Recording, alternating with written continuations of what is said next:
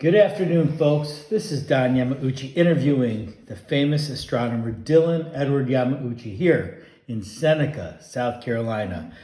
Dylan, our audience has a lot of questions. Are you ready to get down and answer these questions? Yes, sir. Awesome. So, Dylan, first question our audience has is, what is the sun? The sun is a gas that's really hot. It's a star that's really hot. Yeah, and that gives us our heat on Earth, doesn't it? Yes. It does. And I guess this is sort of a trick question from our audience. What is our solar system called? It's called the solar system. Exactly. Actually. And how many planets are in our solar system?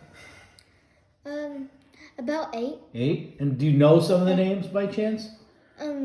Mercury, Neptune, Saturn, Venus, Uranus, and other planets. Yeah, that's right. I think Mars is in there. Yeah, Earth Mars is in there. Yep. and Earth. Okay. All right. And Earth. What is Earth? Earth is, I think 3/4 of water. Okay. Rock, and then there's rocks, and then there's dirt. Absolutely. And you know, they call our planet the third rock from the sun because and tell the audience that, you know, why? What would happen if we were too close to the sun? Well, if we were too close, we would burn up and die. And if we were too far? We will probably get frostbite or freeze to death.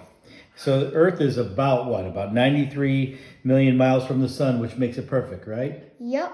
Okay. It's super far, but it makes it just right to where we could live on Earth. Okay.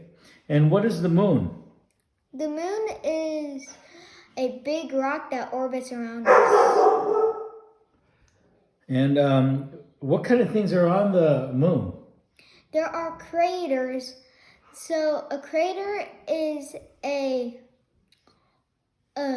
like when a meteor hits the moon, it will make some sort of dent, like a big hole, which creates a crater. Fun fact, you can only see one side of the moon. That makes sense, because if you see the one side, you can't see the other side that's away from the Earth, right? Yeah.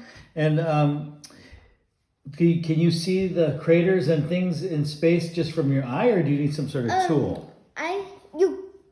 You just need super good eyesight. But if you kind of don't, you have to use a telescope. That makes sense. That really does. And then, how often does the moon orbit the Earth? How often? Once a month or 9 days. Yeah, and does it mean when the moon orbits the Earth, does it mean the moon goes around the Earth, or does the Earth go around the orbit, or go around the moon? The moon goes around the Earth.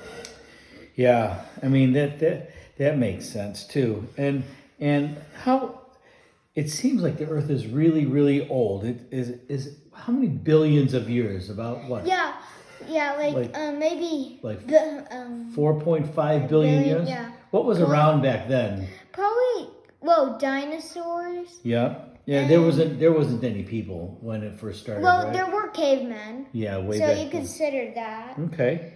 And how many people, give or take, are on the Earth? About what? 7.5 billion? Yeah. That's a lot.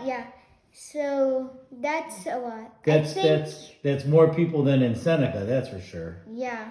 And New York. New York, yep. And how does the moon affect the oceans? It affects the oceans by the tides, because the tides will go up and down.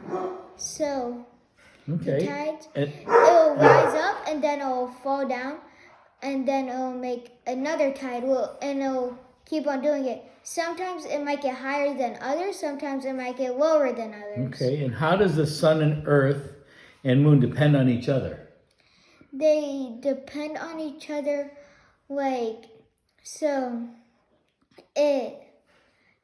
it's basically like gravity. So it's like the sun will pull the moon to us. The Earth to us, Yeah, right? like, and then the Earth what pulls the moon to us? That's and if someone's on the moon, is there more gravity or less gravity? There's less gravity. Yep. And that'll make us heavier or lighter? It'll make us lighter. That's awesome. And you could jump higher too. That's right. Well, Dylan, thank you very much for the interview, and your audience in Seneca, South Carolina appreciate it. Is there anybody you want to thank?